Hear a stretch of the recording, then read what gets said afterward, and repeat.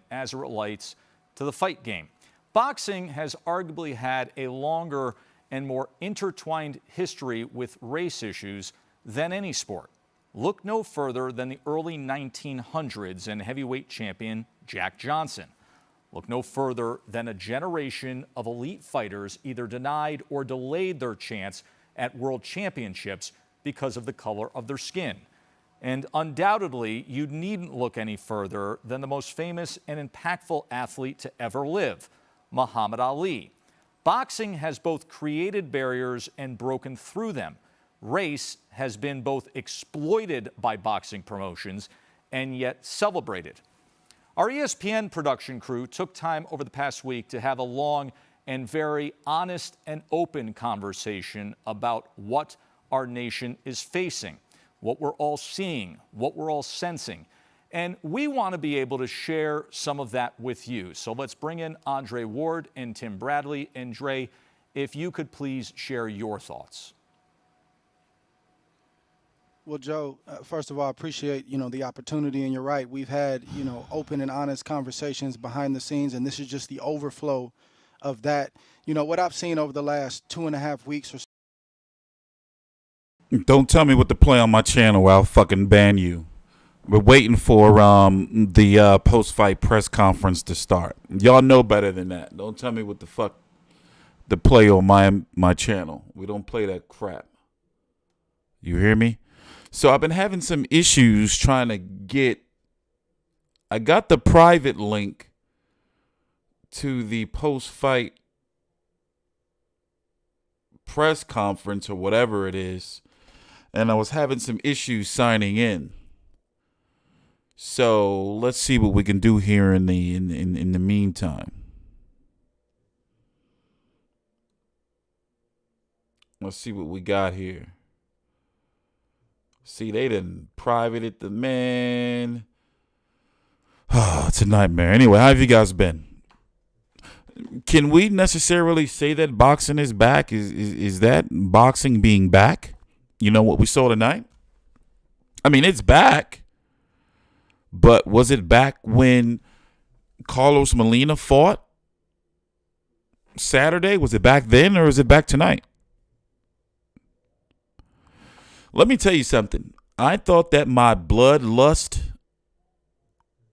with every fight ended in a stoppage. What was it? Was it 3 fights that ended in first round stoppages? Here, let's pull it up real quick. By the way, I'm TstreeT Controversy with FightView360.com. It is June the 8th. It's the 8th, right? Or is the 9th? It's the 9th. My bad. It's the 9th. All right.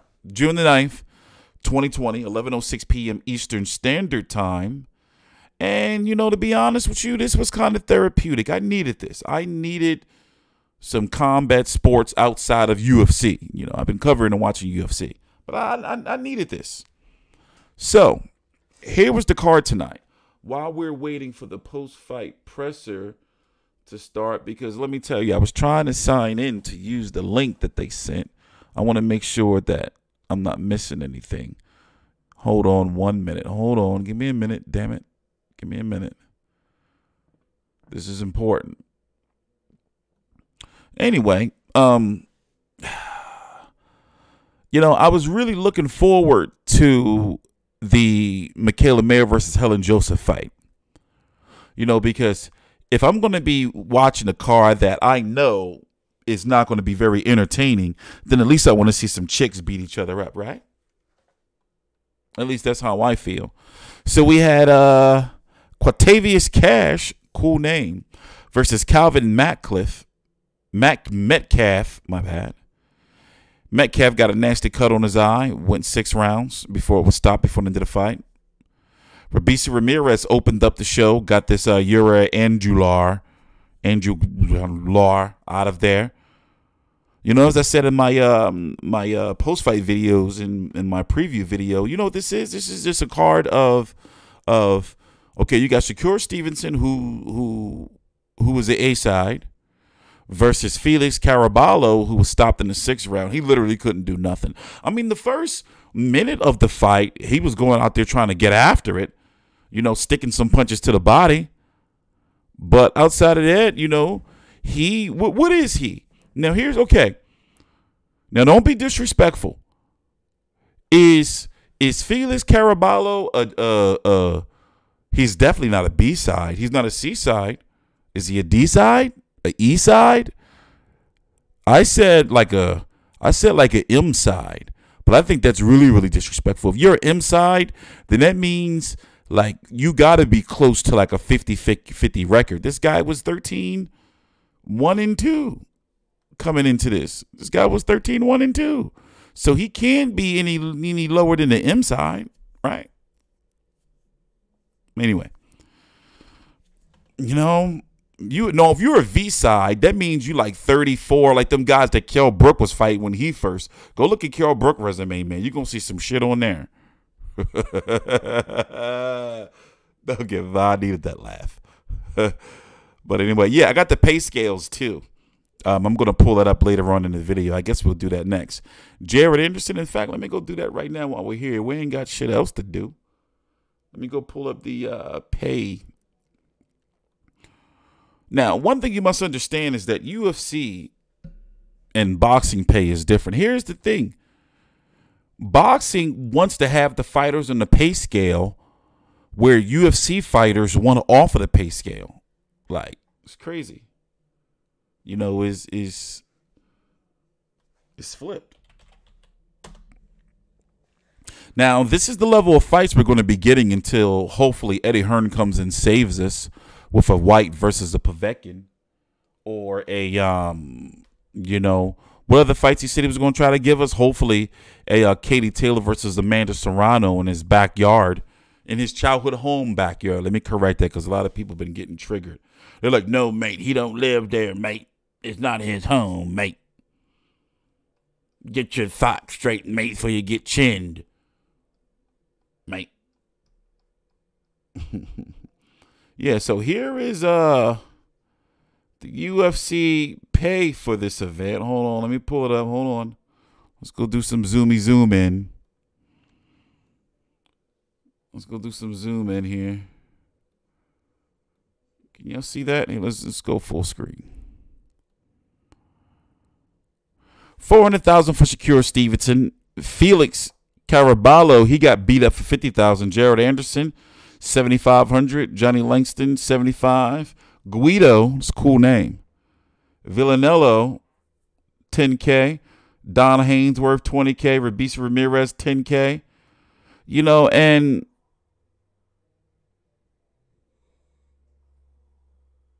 there's no gate.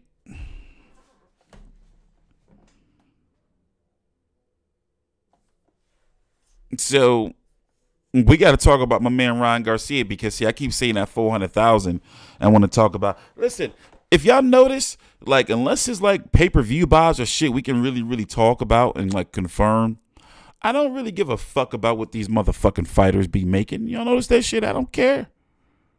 Yeah, it's a talking point when it comes to certain aspects of the fight game, but I'm not going to be like, haha, he made this much. Oh, he should have signed with this person. He should have signed. I don't give a fuck about. These are grown-ass men, you know? So, all that crap, I don't care about. Let me see what's going on with this post-fight press. So, they going to just stiff us on a post-fight press conference, huh? I don't think they doing it, y'all. I don't think they doing it. I think they stiffed us. I think they stiffed us on the post fight. I wonder if I should. They gave a phone number to call in, but it's looking like, from what I'm seeing, that they're not doing it, or maybe the fighters and everybody taking their test and all that shit.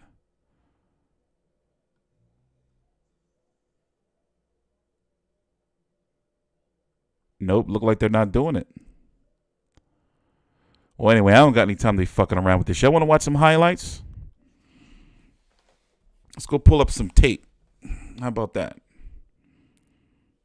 But overall, you know, I rate the card a C.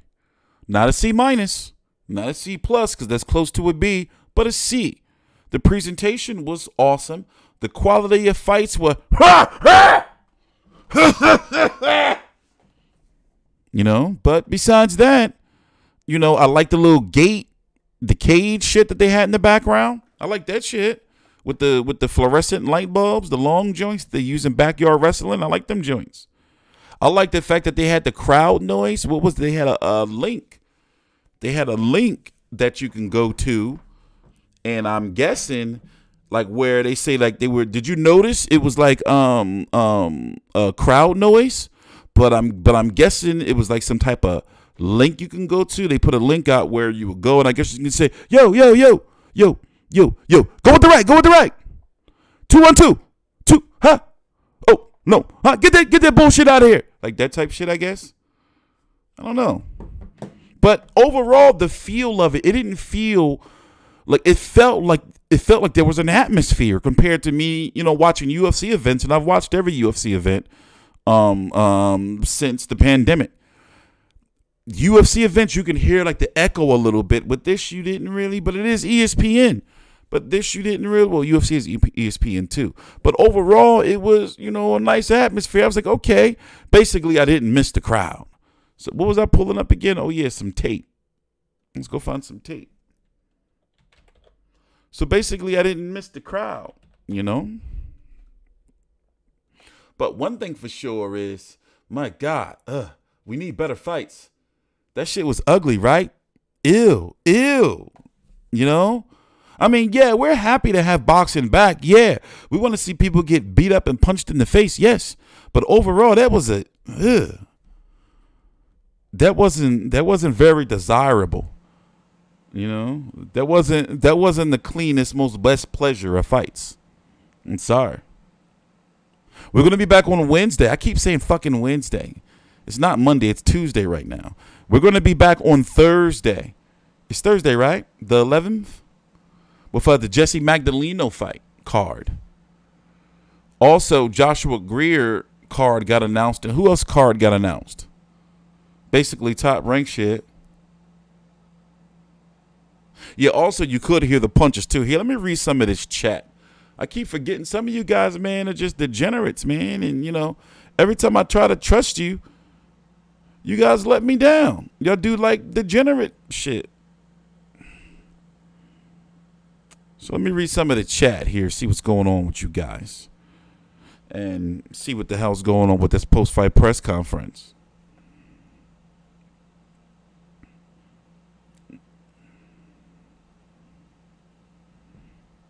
But yeah, right now we can only get like these type of in-house fights because it's, the reason why the UFC is able to make, or to keep going on business as if nothing changed and to do fights with no crowds and everything is because of their model.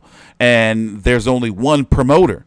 Like there's only one entity. It's UFC. It's not like, you know how you'll have, you may have one show that may have 4 or 5 promoters involved.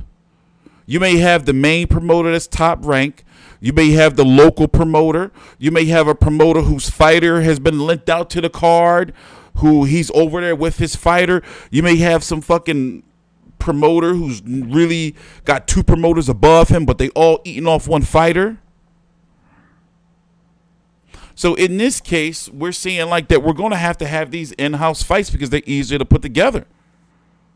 Whereas in this was top ranked finding God knows who to fight, their guys. And tonight was a test. It was a test event. That's all it was. They wanted to make sure, everything ran smoothly. I'm like, all right, we can do this.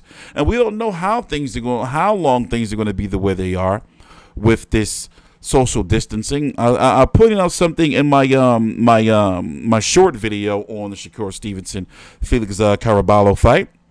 Is imagine going to a fight, right, with your girl. And they like, yo, you can sit right here, but she got to sit 3 seats down. You know how weird that's going to be? Like, is that going to be what they're going to be doing? And not to mention the concession stands. Can you imagine that? Or the restrooms in an arena? My God. Shit's going to be different. Media is different. They had media there, but only the, ESPN, Yahoo, all like the major ones. But everybody else, boxing has changed, bro. Boxing has changed. Like, this is going to be the new normal. This is the new normal. Yeah, people there with masks and shit. You know, people fighting because somebody, you know, mask. You're going to see people with fucking dirty masks and shit. Ew. Yeah, I don't want to be around that mess. Hell no, ain't going to be no media scrums or one-on-one. That shit is done. What's up, Donnell? It's looking like that shit is done.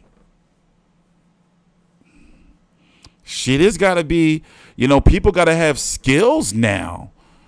You know, you can't just be out there thinking you're going to just be holding a microphone. You got to be like doing shit. And we don't know when things are going to be the same. I read an article, what was it, earlier this week, I guess last week. Sometimes I don't even know what the day is. But then again, I was self-quarantine and isolation before it was fashionable. So this shit ain't nothing new to me. But overall, you know, I read an article a couple days ago, whenever it was, about how, like, movie theaters, big-ass dark room boxes, big-ass black box rooms, fucking no windows, no. That shit's done. It's over, ladies and gentlemen. You want to go to the movies to see the new Wonder Woman? You want to go see that shit, huh? One sneeze. All that shit all in the air? No way. No way. So I think they just said fuck the little post-fight shit. I think they said fuck it. That's what it's looking like to me. We got some highlights though. Let's pull up some highlights. Yeah, we got some highlights though. Yeah, that shit's all done. Nah, boxing is not finished. But one thing for sure is this is a chance for promoters to be like, all right, listen, you motherfuckers. Y'all was eating off us before, but now you better take this money or you're going on the shelf. I wonder what's going to be like the plan. Like, you know, we don't know what Golden Boy or PBC are doing. At least we know what Eddie Hearn and Matchroom are trying to do.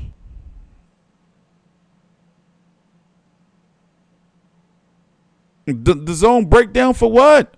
I'm not fuck the zone. What the fuck you mean? Breakdown for what? What is that a breakdown? They just fucking, what is that a breakdown? Y'all know what they doing? They just fucking took people money and just ran. Like, that shit makes me mad when I think about, you fucking, no, ew.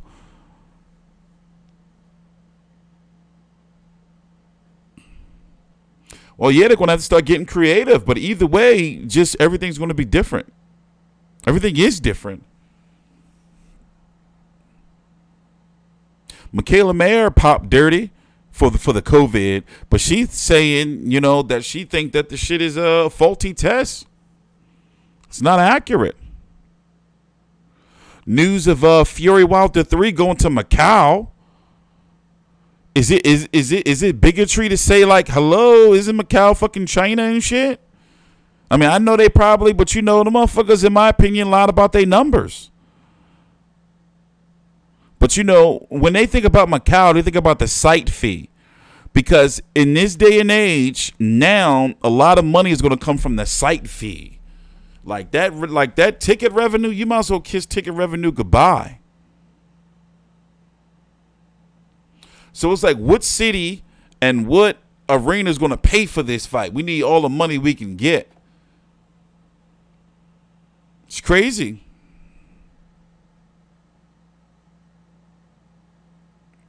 Yeah, the WWE had to bring in people. Like, who are the people, like other athletes and staff to hang around the ring and shit to make noise? TstreeT, did you hear the only $646 billion bet? What? No, that sounds like fake news.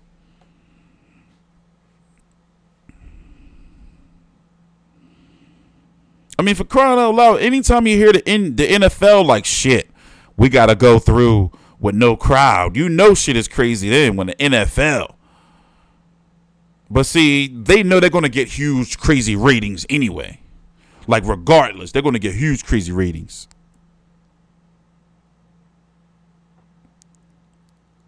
But with boxing, like, for example, I talked about it before, and I'm going to keep bringing it up. How many boxers right now are probably getting fat that won't be able to recover from this? How many boxers are like, you know what, I ain't fighting without no crowd. Fuck that shit. Fuck they think I am. Probably ain't going to never be the same. Or probably going to get knocked the fuck out when they do come back. You know, fighters or athletes in general don't be the smartest fucking people. So it's some boxers right now, I guarantee you, you probably won't know it now, or not now, maybe a year, 2 years down the line. There's some fucking boxers right now that's thinking like, man, this coronavirus shit, I ain't going back until they get the crowds back. Fuck that shit. I'm telling you, what boxer right now is fumbling this coronavirus shit? Not just physically, but mentally and financially. It's just like, yo, fuck all this shit out, you know. And then the next deal they're gonna be lower than the one they were up. Man, this shit ain't no joke. Why do I keep bringing up Tank? Well, if anything, Tank probably getting fat, but he probably, I don't know.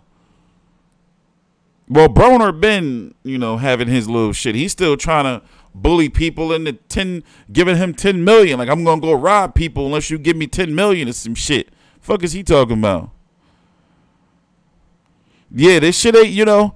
And I can understand, like, why guys like, you know, Top Rank want to keep their guys busy.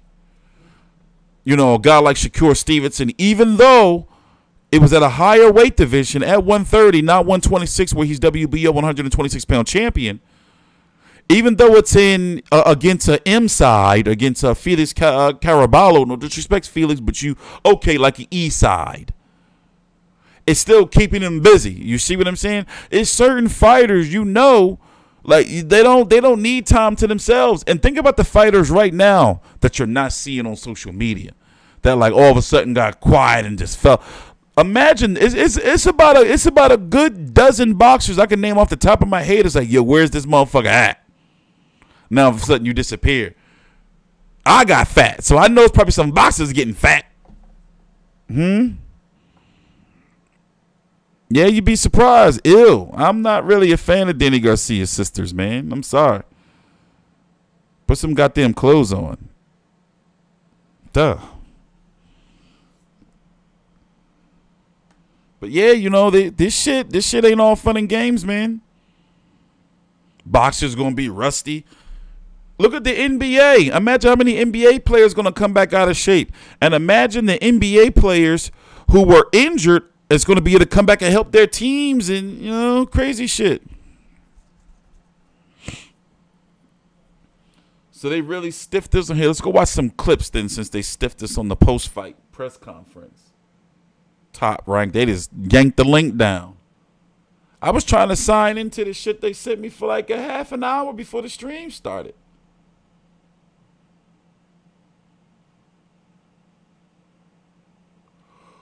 Oh man.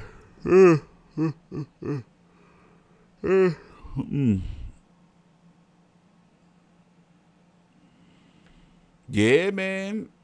And it's Robeisy. It's in all sports. It's in all sports.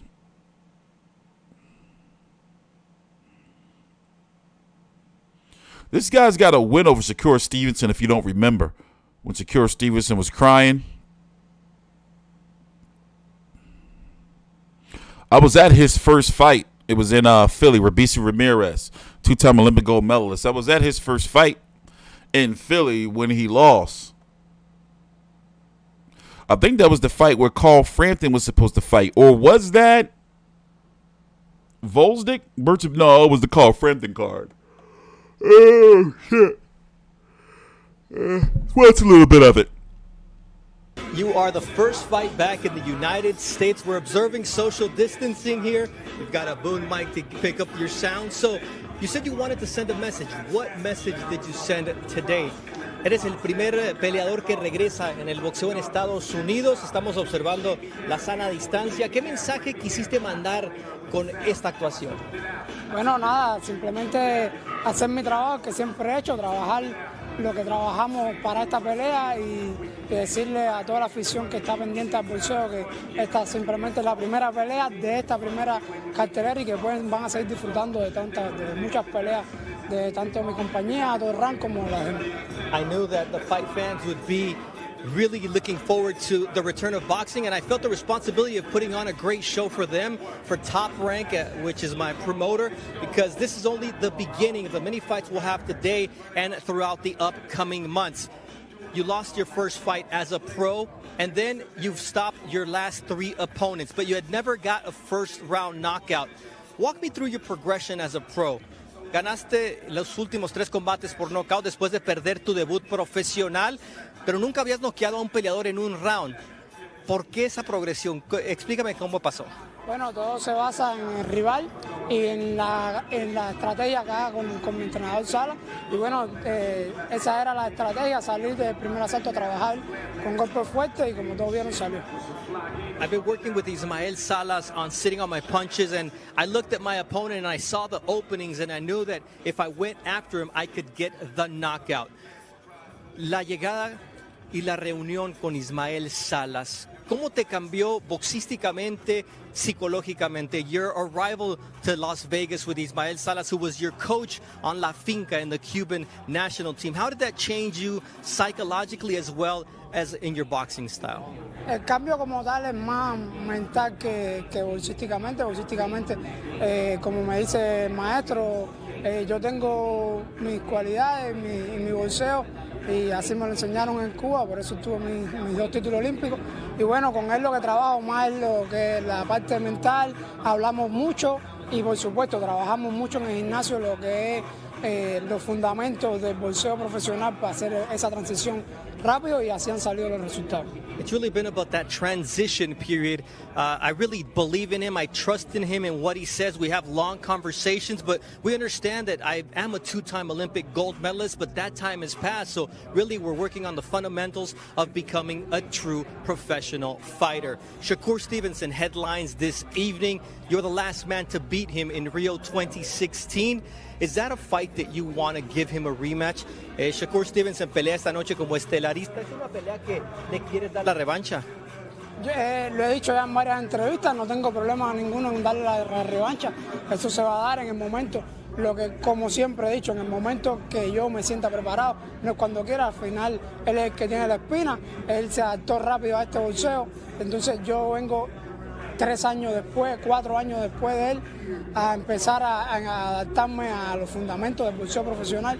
Entonces, sí, claro, no tengo problema en pelear con él y con todo el que esté a la altura de la que está él, que es campeón ahora, con todo de 126 y 130, no tengo problema en un futuro no tan lejano.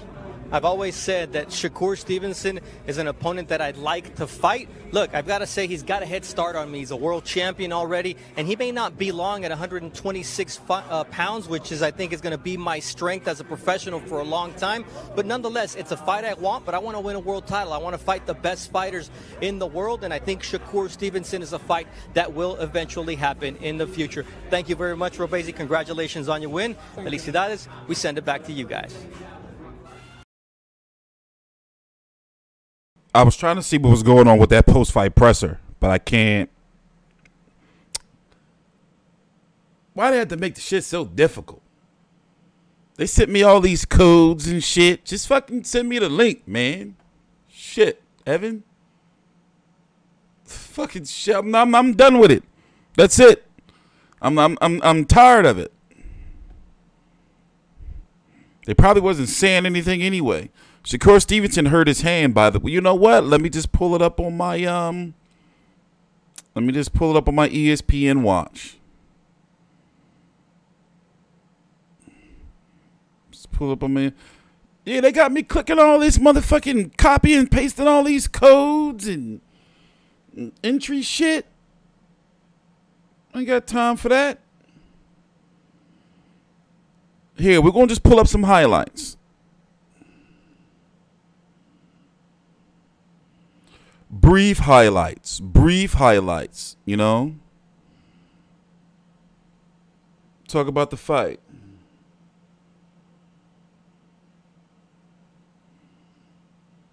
And he is in charge. To the 6th, it's body shots, and it's a body shot that's going to end it. First is the right, and then it's the left, and that'll do it. That is a 6th round KO. Caraballo, ouch, is crumbled by the body shot there. So Stevenson remains clean. Comparisons to Money Mayweather will only grow. Yeah, I want to find the actual. This is SportsCenter Live. I don't want this. Consider the resume through 22, undefeated as a pro with a WBO featherweight title and an Olympic medal to the credit. In the last 30 years, there are 3 Americans who can claim that through 22. Their names are Floyd Mayweather, Oscar De La Hoya, and Shakur Stevenson.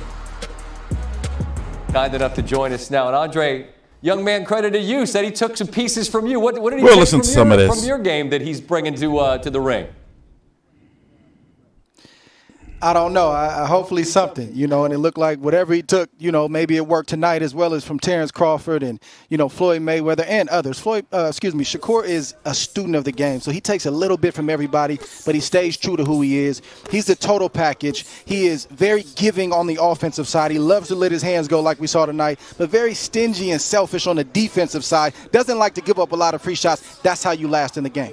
Now, it was subliminal, maybe, like a little, like you started to say Floyd, and I know how in sports this is just what we do. We see somebody who reminds us of someone that's spectacular. And I think selfishly we want someone to be that next guy. Rather than comparing him to Floyd, I ask it to you this way.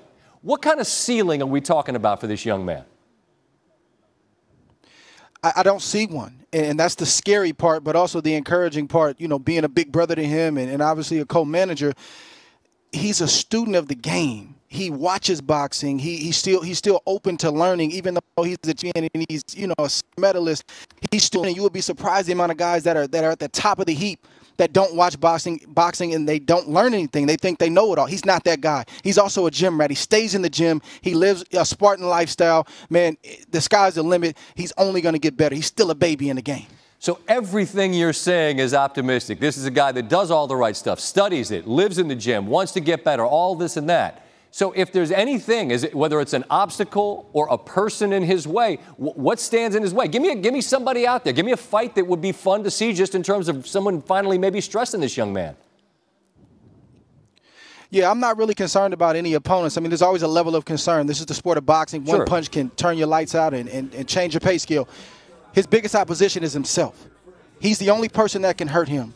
He's focused. He's young. He's maturing right before our eyes. He's learning how to deal with, you know, just the pressures of family, the pressures of just being on a world stage, making money, people knowing what you make.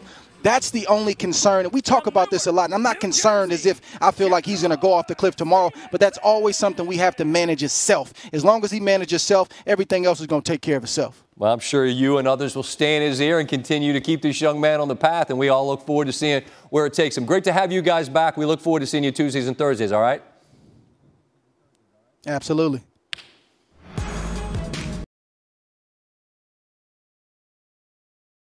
Yeah, Tuesdays and Thursdays and sometimes Sundays. While we're here, let's go look at the schedule real quick while I pull up some stuff on the screen and get you some highlights. Here's the ESPN boxing schedule thus far. Let's zoom in a little bit. Let me get some of these tabs closed first. Shit we ain't using. Let's zoom in. So we're going to be busy getting back into the swing of things, you know. By the way, been really working. Let's get through this first before we talk about that shit. So this Wednesday, Jesse Magdaleno versus Yini Frel Vincente. I'm covering this fight. I'm going to do my best to cover 2 fights a card depending on the significance of the fights. So fuck it. I guess I'm going to be covering Adam Lopez versus Luis Correa, unless you guys know, should I be covering some of these other guys. On the 16th, Joshua Greer versus Mike Plain. We're going to call him Plain. Giovanni Santillan versus Antonio DeMarco. He's still kicking about, huh? 18th, Jose Pedraza, Mikaela Lespierre. Gabriel Flores. I like Gabe Flores. All right. I like this card so far. I like this one. Navarrete, he fight like 10 times a year. Every 2 weeks or some shit probably nowadays. This is a card down in Mexico. I don't know none of these Hispanics. My Hispanic brothers. The 23rd, the 25th, the 27th, the 30th. Look how busy this shit is. And the thing is, it's going to be busy, and my boxing degenerate ass going to be covering these degenerate fights. But that's what you got to do in this day and age, right? That's what you got to do. Here, let me pull up this ESPN watch. Get these highlights. Don't get me started on Tank Davis.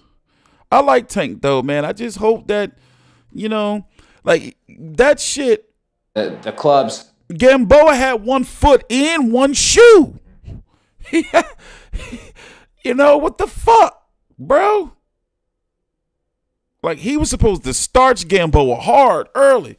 The man had 1 foot and he was hanging in there. And then how you miss weight for a new division? Like, that shit, I don't give a fuck what Tank say. Like, come on, bro. That was some crazy shit. That was some crazy shit. Like, how? You just got there. So where's this at? I'm looking for the clips. I'm in ESPN Watch.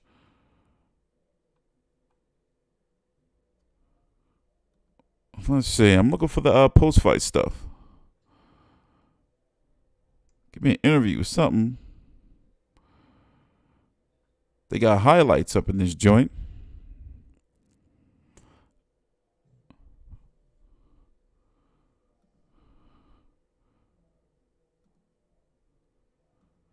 That shit though, with his the baby mom or something, that shit from the basketball game though, that shit blew over.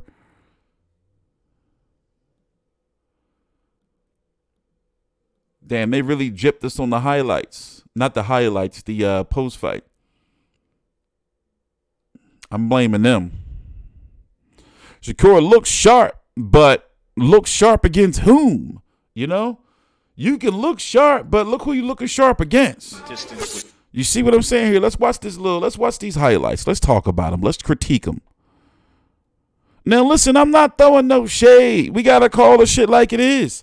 This was a stay busy fight and an experiment for Top Rank to see if they can do all this shit during lockdown. And they did it. Shit looked nice. The atmosphere, like I said, I like the little gate with the fluorescent lights attached to them. They had the bird there, Adelaide Bird. She was there judging, I think, Robeisy Ramirez fight. Stevenson, he gets off a 4-punch combination, including a right hand to the body. That was... that right hand was you see those sweet-ass dance moves? That right hand down, and now Stevenson has Caraballo in trouble. Look, he just bobblehead. Talking about this is why this. Look, what was he? Look, what's this?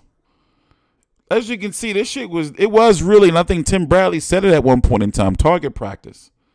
The combinations in it. Hopelessness with Caraballo. He knew he would be outclassed, outskilled, and he goes down here in round number 6.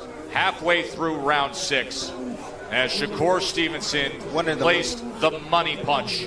And you hear him down there? Ooh, ooh, ooh, ooh. Like cat piss. Oh, shit. Killing cats with basics, brother. Hashima47 has just donated £2. It smells of cat urine somewhere. Is it you? I bet it is. Support from UK. Love your content. Unmatched. Thanks, bro. That scared me a little bit. And he goes down here in round number 6, halfway through round 6, as Shakur Stevenson placed the money punch. And look at my man was down there and he was hurting. He was hurting. So you know what's so difficult about, you know, covering these fights is that what do they mean?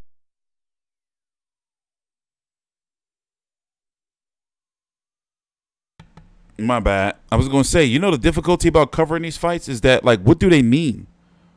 You know? Like, what's the story behind these fights? Like, when I'm covering these fights, it's like, okay, well, who's going to be next? Likely not Josh Warrington, right? So it's like, yeah, we watching people get beat up, but a good portion of fight significance is and a long lasting appeal is the story behind them and what could possibly be next. Just like when these boxers be talking this shit on social media, it's like, yo, y'all ain't fighting each other, so ain't nobody trying to hear none of that shit. All that back and forth, like y'all ain't fighting each other.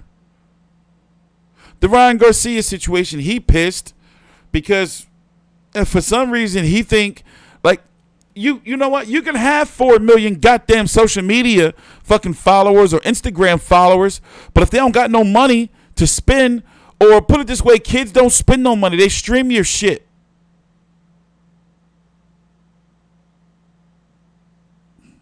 I like Joe Smith versus Eleider Alvarez.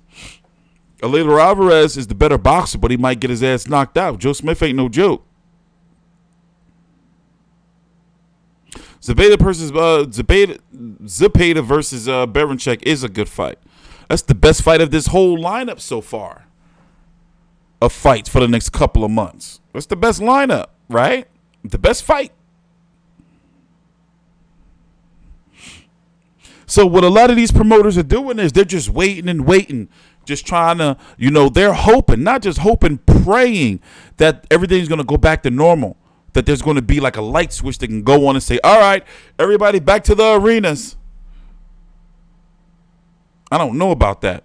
And what's crazy is you had this card take place in Vegas where you can't have people in the arena, but yet you got all these fucking people walking around, some with no mask and shit in the casinos. That COVID shit's still out there. Even though it's hot and, you know, it's the summertime and shit, that COVID's still out there.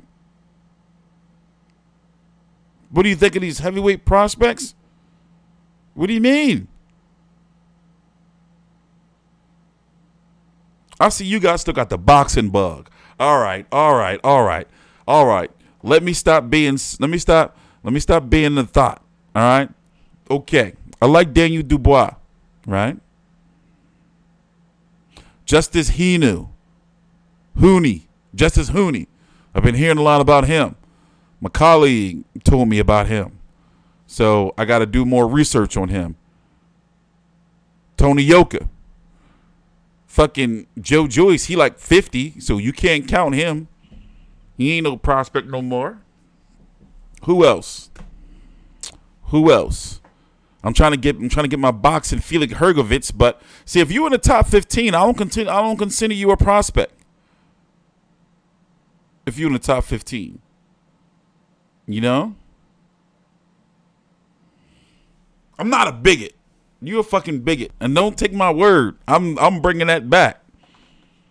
Fucking bigots making me sick. I'm dealing with some bigots. That's why I ain't been doing no videos. Let me tell you, you have no idea what's been going on. I've talked about it. Them fucking bigots. I'm dealing with these toxic feminists over at this organization called Women Against Abuse. They stole my don't get me. Let me calm down, because that shit's gonna get me. F.Ed Jogba, he too stiff. I like him. Thanks for changing the subject, because I was about to go on a tangent. But you're going to hear about that very soon. Fucking baby thieves. Frank Sanchez, he like 42. You see Frank Sanchez? Let me show y'all Frank Sanchez. They trying to say that motherfucker is 20. What are they trying to say he is? They trying to say this motherfucker fucking 27 or some shit. And I'm like, you lying asses. Look, you think this man 20, you think this man 27? Hold up.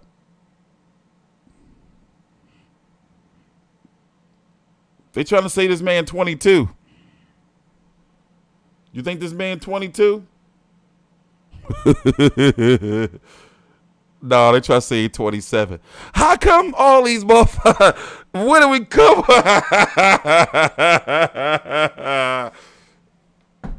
Why do they think they can come over here and try to trick us? Why? What is up with these no good Cuban tricksters? They can just come over here and just think they can just be whatever age. Ooh, I think that was bigotry, right? That wasn't bigotry. This is true. They swear they can come over here and think they can just be whatever age they want. They just get off the boat on American land and they be like, shit, I was 34 yesterday, I'm 22 today. Motherfucker, you ain't no motherfucking 27. He got a nerve to be called the Cuban Flash. He ain't not even fast. Buff, y'all make me sick. Y'all make me sick, man. Every Cuban, well, except Erislandy Lara, he got like that reverse Cuban. He old, but he get younger. Remember Erislandy Lara? He was on Fight Night. He was on Knockout Kings too, wasn't he? Did y'all notice how long Erislandy Lara been? Erislandy Lara been around since she was in middle school. Half of you. Damn. Anyway, let's get back to boxing. Let's get back to, well, this is boxing. But yeah, this motherfucker ain't no motherfucker 27. You better get out my face. 27. Nigga, you ain't no motherfucking 27.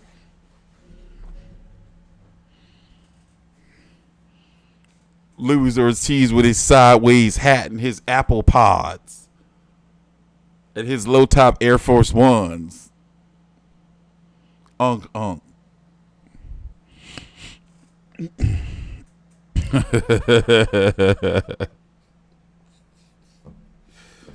Oh man, they just come over here and lie to us right in our face.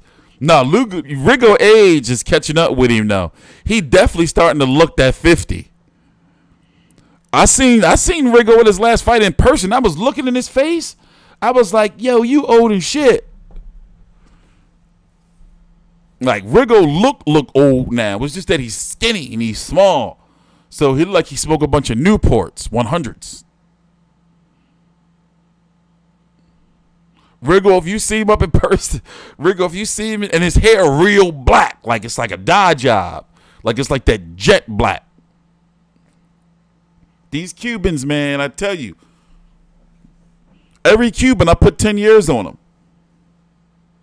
See a Cuban, he can really be 10 years old. I'm be like, you fucking 22. You got to do it the other way. You got to do it the other way.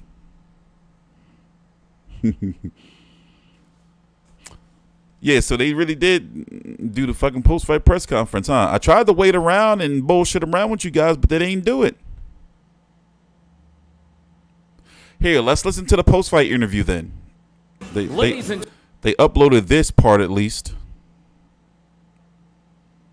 No, Robeisy Ramirez, I don't know, because he did disappear for like 2 years, remember? He really definitely like disappeared for a little bit.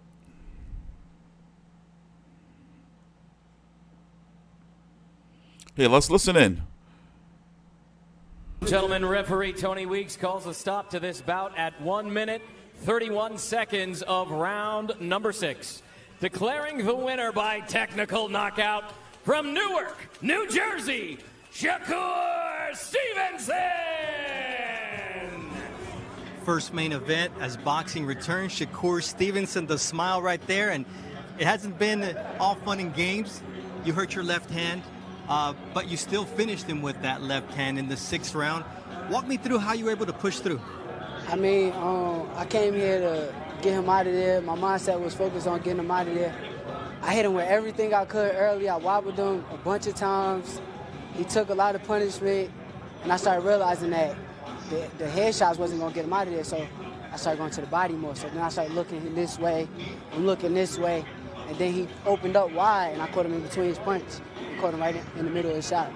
So you finished him with the left hook to the body, the solar plexus. You dropped him with a right hook to the body in the first round, and you told me that you got probably hit more, or you felt that you got hit more than in any fight. I just looked at the CompuBox numbers. You got hit with 4 jabs and 14 power punches. That's 18 punches for you. That's a lot. I felt like it was a lot. In there, I felt like I got hit with a couple of shots that I remember. So, but it was light shots, like little jabs out of nowhere. And I'm like, dang, how he hit me with that? But it felt like he hit me more than what I actually got hit with.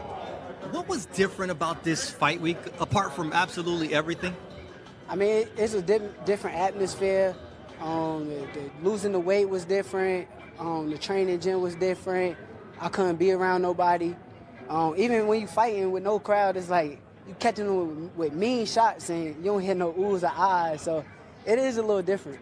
Now, obviously, you want to set your own pace and your own legacy, but everyone's comparing you to Floyd Mayweather. How do you get out of that shadow? I mean, we 2 different fighters. I feel like we got 2 different styles. I got my own style. I stole a couple of things from his game.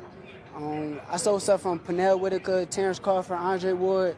I stole stuff from a lot of guys, so it's not just Floyd that I try to put in my game. So I appreciate all the comparisons to all the people that do, because that's a huge compliment, but I'm still my own fighter. I'm the first Shakur Stevenson. All right, so you came out with a lot of symbolism. You're named after Tupac Shakur. You came out to his song, and I see the shirt, the shorts, a lot of symbolism tonight for you. Yeah, for sure. My people right now, they protesting, a lot going on in our community. A lot of people trying to stand up for what's right. I couldn't really go out there and protest with them because I had a fight coming up. I didn't even want to risk catching corona. So now that the fight over, I go out there, protest, mask up, gloves up, and go help my people out. All right, thank you.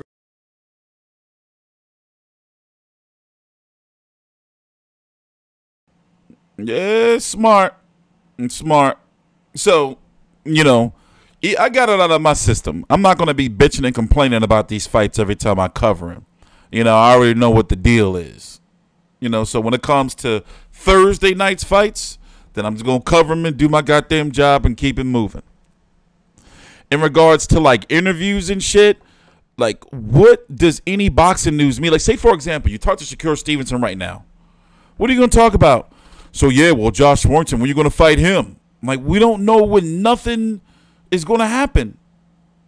Like, nothing. We're at a standstill, so we're going to get fights. Unless it's something like, you know, the next big fight that they're trying to make, and I'm talking, without a crowd, like right now during this era of what we're going through right now with no fans and things like that, is what? Dylan White versus Alexander Povetkin.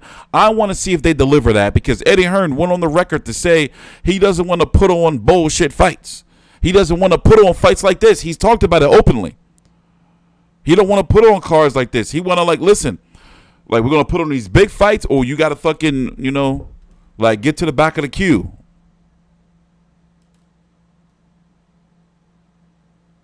So this shit right here tonight is just pacifying us. You know, just be like, okay, well, we got our fix. You know? Want some challenge.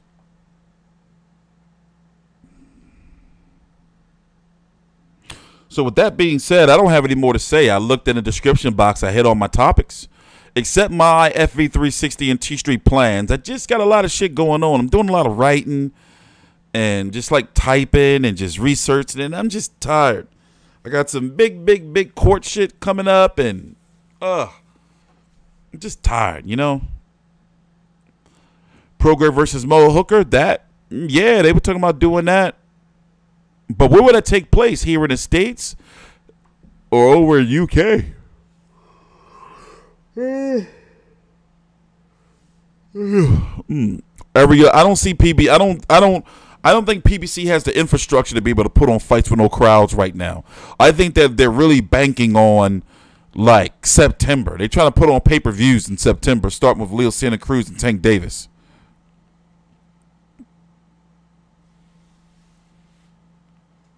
You know, so like I said, from all the information I've been gathering and all the information that you can gather for yourself, it's going to be a while. Remember, we're in June. It's going to be a while. They're talking about hopefully September, but realistically October, November, if they're lucky. And that's going back into the flu season and shit. So we got to make it through the whole summer with fights like this. Crazy.